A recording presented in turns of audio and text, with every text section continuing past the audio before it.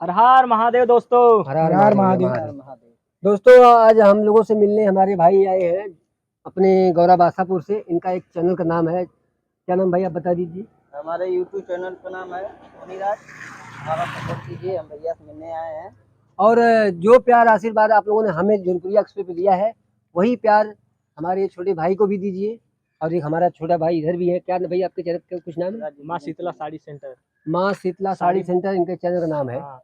और साड़ी एक से एक कलेक्शन और है भैया। अगर किसी को अच्छा सा साड़ी लेना है, बनारसी साड़ी लेना है, तो आप इनके दुकान पे जाके गौरा बादशाहपुर में अवेलेबल ले सकते हैं। और भाई साहब एक हमारा ये छोटा सा प्यारा सा भाई है। हेलो नमस्कार प्रणाम, मैं सचिन यादव।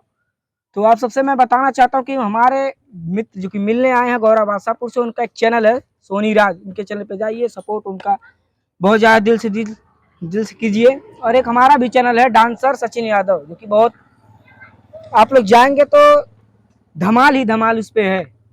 तो भैया धमाल मचावा, कमाल देखत जा।